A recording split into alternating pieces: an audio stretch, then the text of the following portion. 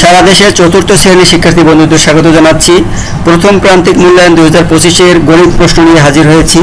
তোমাদের সিলেবাসের প্রথম প্রান্তিক পরীক্ষার জন্য যে সিলেবাসে যে অংশটুকু রয়েছে সেই সিলেবাসের অংশ থেকেই এই প্রশ্নটি সাজানো হয়েছে। সুতরাং এটি একটি সুন্দর গুছানো নমুনা প্রশ্ন হতে যাচ্ছে। তোমরা অবশ্যই প্রশ্নটি এ টু জেড দেখলে তোমরা একটি প্রশ্নের কমপ্লিট সাজেশন পেয়ে যাবে এবং কমপ্লিট ধারণা পেয়ে যাবে। তো বন্ধুরা অবশ্যই মনোযোগ সহকারে ভিডিওটি দেখবে এবং ধারণা গ্রহণ করবে। এই প্রশ্নটি তোমাদের প্রথম সাময়িক পরীক্ষার জন্যই তৈরি করা হয়েছে এবং এই প্রশ্নটি যদি তোমরা ভালোভাবে ফলো করতে পারো তাহলে অবশ্যই তোমরা 80 থেকে 90% প্রশ্ন এখান থেকে কমন পেতে পারো। তো চলো বন্ধুরা আমরা কিভাবে এই প্রশ্নটি তোমাদের সাথে শেয়ার করছি। তবে তার সাথে সাথে সকল সম্মানিত অভিভাবকদের বলবো আপনারা পারলে ভিডিওটি আপনার শিক্ষার্থী অথবা আপনার ছেলে বা মেয়েকে দেখাবার সুযোগ করে দিবেন। তো চলুন আমরা ভিডিওটি একটু দেখার চেষ্টা করি। প্রথমেই তোমাদের সঠিক উত্তরটিতে সঠিক উত্তরটি উত্তরপত্রে লেখো। এখানে আমরা 20টি টিক চিহ্ন থাকবে, এখানে 20টি টিক চিহ্ন থাকবে।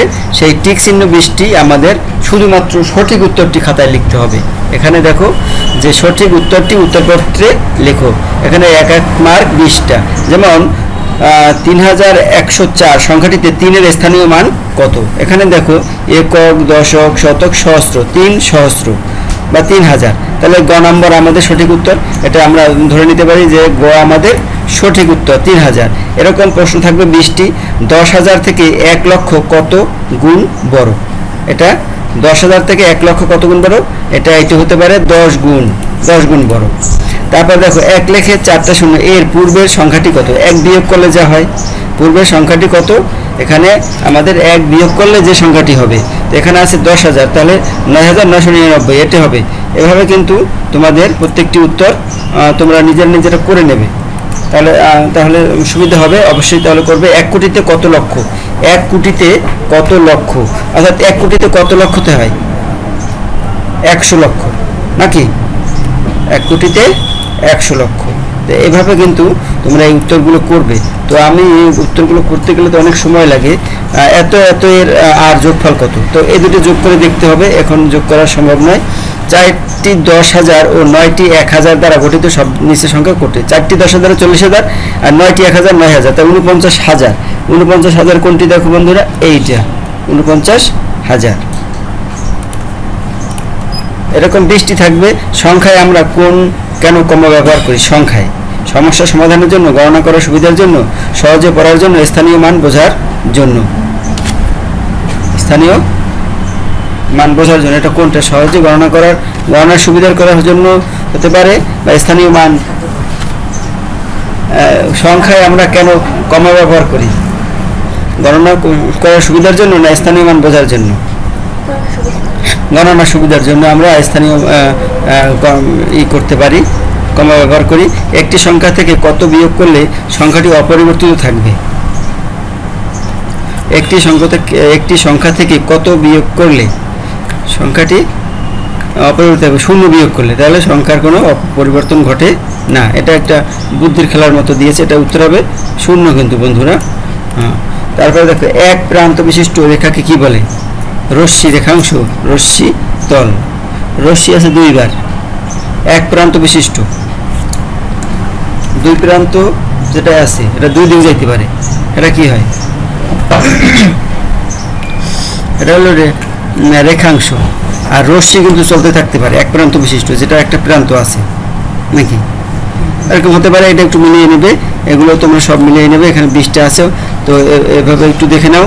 আমি পরবর্তী ইম্পর্টেন্ট প্রশ্নগুলোতে চলে যাব। সংক্ষিপ্তগুলো একটু তোমাদের দেখিয়ে যাচ্ছি, এগুলো সব চেষ্টা করবে। এইভাবেই কিন্তু 20টি সংক্ষিপ্ত থাকবে।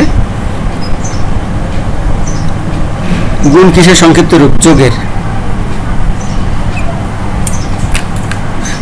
গুণক স্থান পরিবর্তন করলে গুণফল কি হয়? একই থাকে মনে হয়। গুণক একই থাকে, এটা একই থাকে হবে। একটি কলার দাম 5 টাকা হলে 1 ডজন কলার দাম 5 বরং 60 টাকা। এটা কই? এই যে 60 টাকা। 0/4 কত? 0। তো এবার আমরা দেখো খ নম্বরে থাকবে শূন্যস্থান পূরণ করে। এখানে থাকবে 10টি। এখানে শূন্যস্থানে থাকবে 1-এর খতে শূন্যস্থান থাকবে 10টি। এরকম 10টি থাকবে যে এত সংখ্যাটির পাশে স্থানীয় মান কত, এটা লিখতে হবে। এরকম শূন্যস্থান থাকবে, সেখানেও 10টি শূন্যস্থান থাকবে। এখানে আমরা 6টি দেখলাম, আর এইখানে দেখো আর 4টি রয়েছে, এই 10টি হয়ে গেল। এবার 2 নম্বরে দেখো নিচের প্রশ্নগুলোর উত্তর দাও, যে কোনো 10টি, এক একটার মান হলো 2, এখানে 10 দুগুণে 20।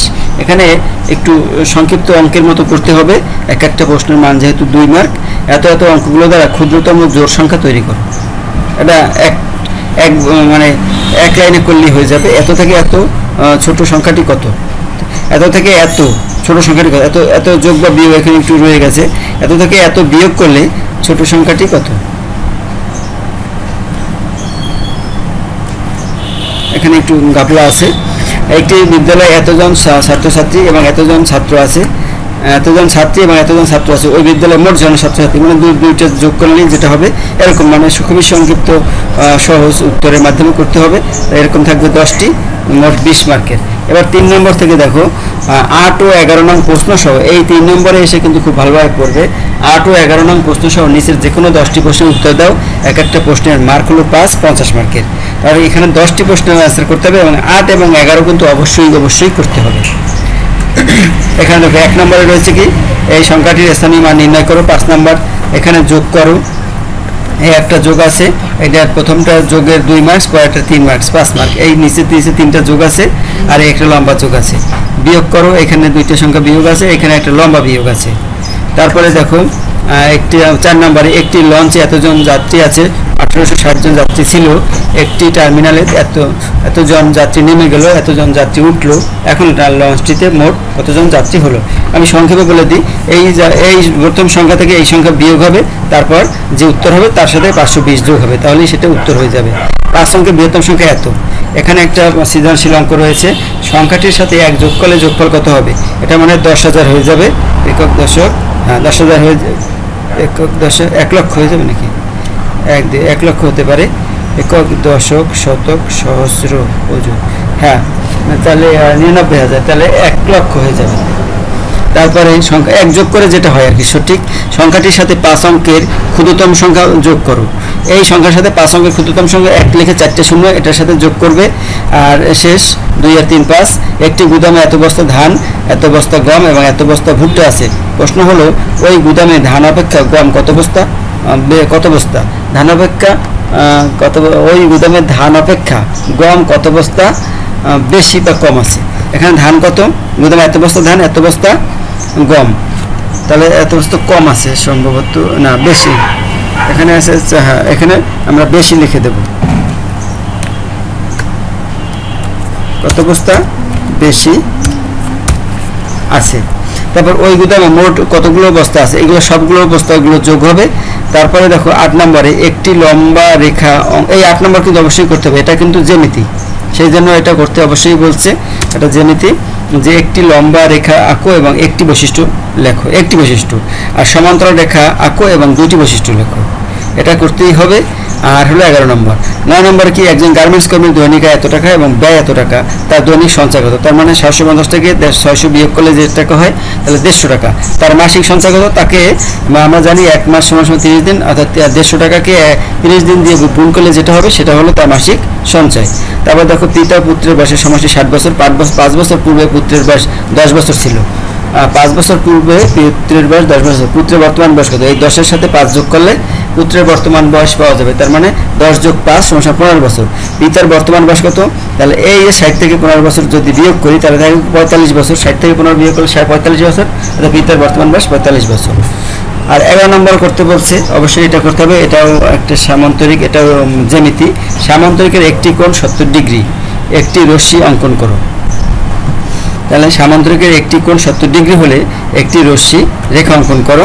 অঙ্কিত রশ্মির 2টি বৈশিষ্ট্য লেখো, ওই অঙ্কিত যে রেখাটি আঁকবে তার 2টি বৈশিষ্ট্য লেখো। 12 নম্বরে 3টি সংখ্যার যোগফল এত, তাদের মধ্যে 2টি সংখ্যা হলো এত এত, প্রথম 2টি যোগফল কত, এই 2টি সংখ্যা, এই 2টি যোগ করব, তৃতীয় সংখ্যাটি কত, যোগ করার ফলে যে সংখ্যাটি বেরোবে তার সাথে তা দিয়ে এই সংখ্যাটিকে বিয়োগ করবে, এইটা উপরে দিয়ে এই দুইটার যোগফলকে দিয়ে বিয়োগ করলে তৃতীয় সংখ্যাটি পেয়ে যাব। 13 নম্বরে, রহিমের কাছে এতটি 100 টাকার নোট আছে, 2টি 1000 টাকার নোট সমান কত টাকা, 2000 টাকা, এটা আমরা জানি। রহিমের কাছে মোট কত টাকা আছে, তার মানে এই 100 গুণ 100 হবে 10,000 টাকা। 1 লেখা 100 গুণ 100 সমান সমান 1 লেখা 400 এত টাকা আছে। এই গেল আসলে তোমাদের গণিতের মূলত প্রশ্ন নিয়ে একটু আলোচনা করলাম, হয়তো একটু বড় হয়ে গিয়েছে, এর মধ্যে ভুল ত্রুটি থাকতে পারে, সেটা মানে কাঙ্ক্ষিত নয়, সেজন্য ক্ষমা প্রার্থী। তো বন্ধুরা, আশা করি তোমরা কিছুটা ধারণা পেয়েছো। তোমাদের কিন্তু অন্য প্রশ্নগুলো আমাদের ভিডিও চ্যানেলে দেওয়া থাকবে, সেগুলো দেখে তোমরা আরও ধারণা নিতে পারবে। ধন্যবাদ সবাইকে।